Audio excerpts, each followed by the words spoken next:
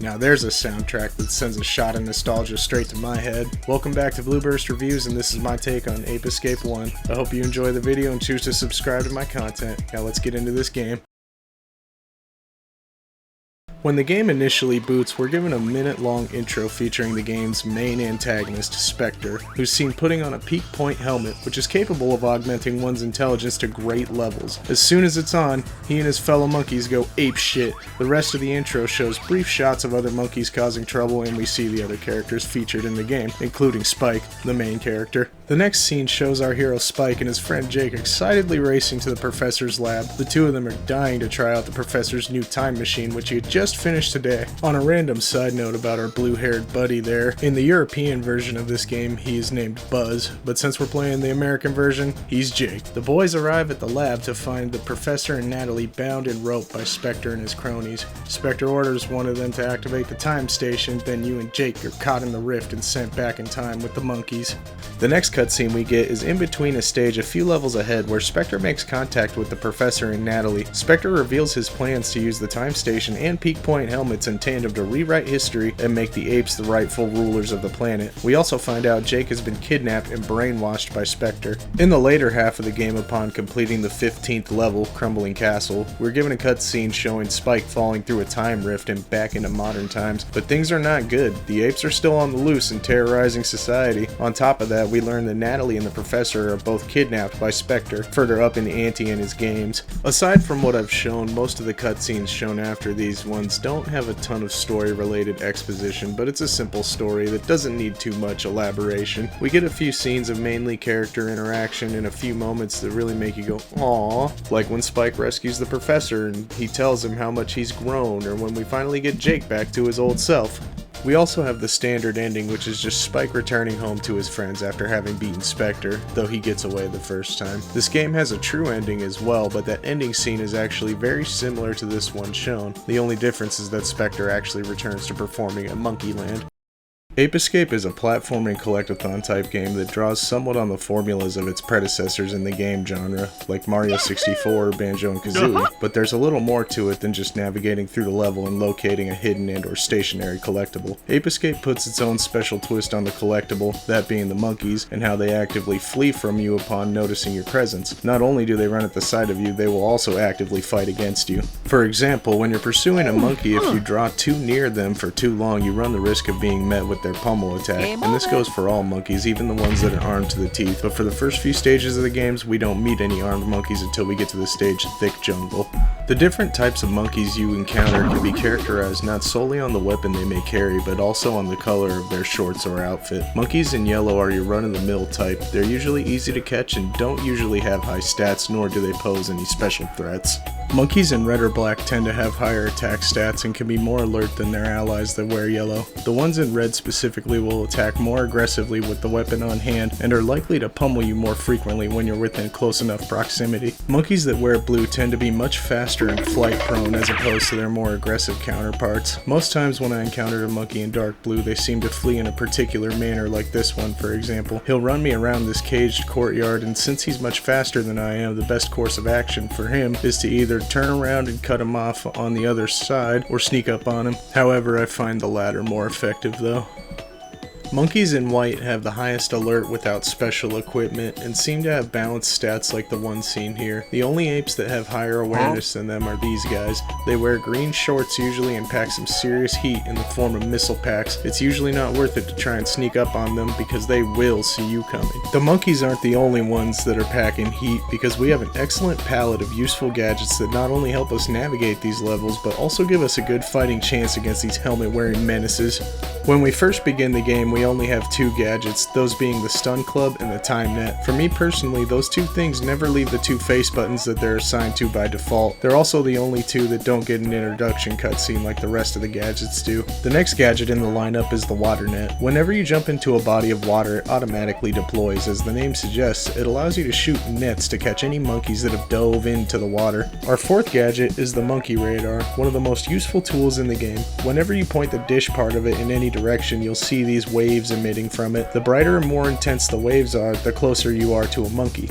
The coolest feature about the monkey radar is you can press the L2 button and be shown a profile of the monkey you've detected, displaying their name, stats, and a small tagline or something about them at the bottom. Here's the slingshot. It can be used for combat purposes as well as pressing buttons that are out of reach. If you press L2, the camera will assume a first-person perspective and give you an aiming reticle. However, if you just pull back the stick without pressing L2, the reticle will aim ahead of you in whichever direction you input. There's also 3 ammo types for it: pellets, an explosive, and tiny homing missiles, which are especially useful for hitting those pesky UFO pilots we encounter later. This is the Super Hoop, and though it looks very unassuming in appearance, it's quite useful. Once spooled up, it will make you invulnerable to most physical attacks, and it will allow you to dash quickly in any direction you desire for a short time. It's mostly used to cross over platforms that fall out from under you, or to get through a door or other obstruction that closes on a tight time limit. I've also found it useful in some of the boss encounters that come up later in the game, and I almost always use it on Spectre's airship, the Skyflyer. This is my personal favorite out of all the gadgets. It's really simple, but I get the most joy out of using it for some reason. The Skyflyer can be used at the peak of a double jump, which gives you what I would say is the equivalent to a third jump. If you keep it spinning, you'll descend slowly and safely from any heights that could otherwise be tragic for you. If you spool it up from the ground without jumping, you still get the height of what I consider a triple jump. If any enemies are in your way while rising up, it can also damage them. Now we have the RC car. This gadget is primarily used for getting into spaces that Spike can't get into himself. Those spaces will usually have a switch or contain an ape, which you can use the RC car to flush said ape out of hiding and hopefully into your time net. The RC car is also useful for holding switches down. I find that this specifically eliminates half of the Super Hoop's usefulness because switches can just be held with the car now. This is my other favorite gadget in the game, the Mega Punch. This thing was really fun to use. It makes the fastest work of almost all standard enemies and can break through specific walls. Throughout the game, you'll find random walls that flicker. They can only be breached with this gadget. However, I have one minor gripe about this thing, and that would be how late in the game we receive it. After completing Monkey Land, if you decide to enter a level afterwards, we get this gadget. There's only a small handful of monkeys that require this gadget to catch. It just would have been so much fun to have it sooner, in my opinion. So now we've seen the gadgets and how they work, but what about general controls? Ape Escape has a very different control scheme. This was the first PlayStation title that ever required you to own a DualShock analog controller, and how this came to be was that shortly after the development team started the design for Ape Escape, they ended up going to a meeting about the new DualShock controller. The controller had piqued the dev team's interest, and so they decided to forge a control scheme based only on DualShock controllers. The face buttons are used to assign any equipment of your choosing to. This always slightly reminded me of Zelda on the Nintendo 64 and how you'd assign equipment to the C buttons. R1 and R2 are both for jumping. L1 will swing the camera behind you. L2 will give you first person view. The left stick is what controls Spike's movements, and if you click and hold L3, he'll get down low and crawl in whatever direction you want to send him in, which is ideal for sneaking up on apes. Additionally, a move that I only have one instance of me using in a recording is if you jump and click L3 while in the air, Spike will do a butt slam type move. The right stick is what controls the gadget that you currently have equipped. Items such as the stun club and time net will swing in whichever direction you press the right stick to. Other gadgets like the Super Hoop and Skyflyer are used by rotating the stick in circles to get the desired effect. For the slingshot, you pull the stick back almost as if you would pull the elastic band of a slingshot in real life. The RC car will respawn as many times as you wish, either by pressing its respective face button or clicking R3. Then the stick controls wherever you want it to go. When swimming, if you hold R2 or R1, Spike will begin swimming much faster. When you click and hold L3, Spike will continuously dive down until you release L3 from its pressed position.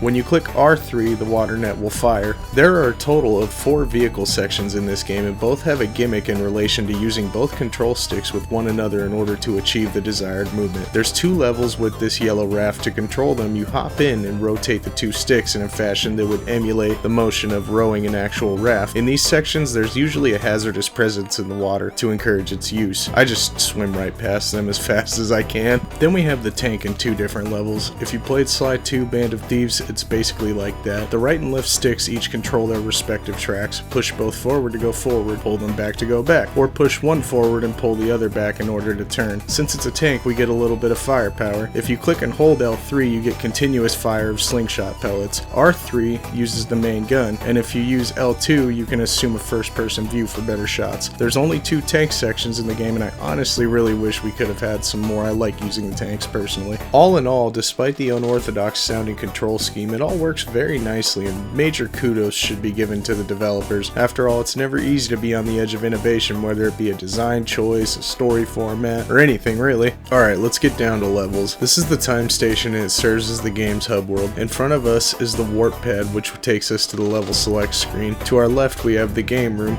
Spectre coins we find in the levels are used to unlock these minigames. Behind us is the save and load station, and on the right hand side we have the gadget training center, where you can replay any of the gadget training sections if needed. This is the stage select screen. The levels are all split into groups of 3, and every trio of levels has a theme based on what the time periods are. For example, Medieval Mayhem stages have a medieval theme to them, or New Friesland is loosely based around Ice Age era type themes. If you've caught every monkey in a level and found every Spectre coin, you have the option to time attack the level if you wish by simply pressing the start button. Ape Escape has what I would consider a very good balance of linear and open-ish type levels, and if you've played the game you probably understand what I mean, but allow me to try and elaborate as best as I can on that. Certain levels give a more linear feeling due to the set pieces like clearly defined paths and sometimes even the placement of apes. A good example of this is my favorite level, Wabi Sabi Wall. In the intro shots of that level you see that most of the stage is just a linear path with very minor offshoot pocket areas that may contain a collectible you want, such as an ape or a Spectre coin. Even though there are some large indoor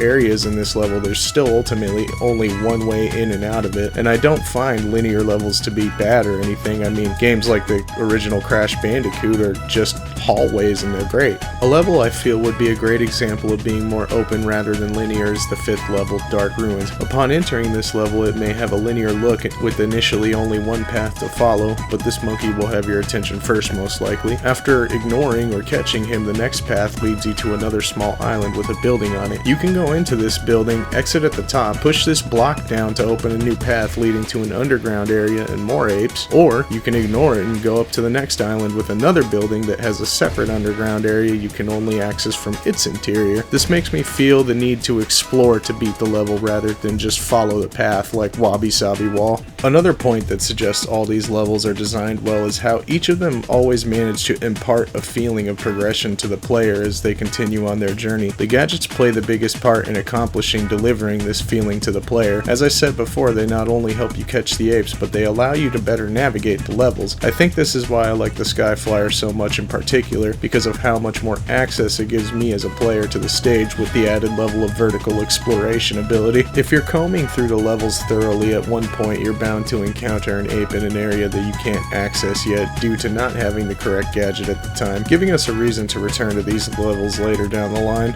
There's another type of stage that we encounter a few times that are stadium attack type levels where you have to race Jake to the finish line of an obstacle course. These levels aren't mandatory and you can just exit them upon loading in if you like. The only thing you have to gain from them is 5 Spectre coins if you win the race. As far as the level's aesthetics go, I think this game looks great. The colors seem just right in my opinion. Never did I encounter any boringly dull environments or anything that was too overbearingly bright or hard on the eyes. One of my favorite levels in terms of visuals is level 6, Cryptic Ruins. From the night sky to the bridges held up by vines, cobwebs strewn around in certain corners and ceiling areas, or that slightly dilapidated look the walls have with the cracks on the bricks, it truly feels like a ruin. Now this question is for anyone watching who's never played the game. How do you like the soundtrack? I've only used tracks from this game on the video. Anyone I know who also got to experience this game always have some sort of reverence for the soundtrack. My favorite track is definitely Wabi Sabi Wall, which is what's playing right now in the background of the video. Ultimately, I have no major criticisms about this game. In my opinion, it's pretty bulletproof from its responsive and well-made controls, fun to explore levels and general gameplay, to the banging soundtrack and overall presentation of the game.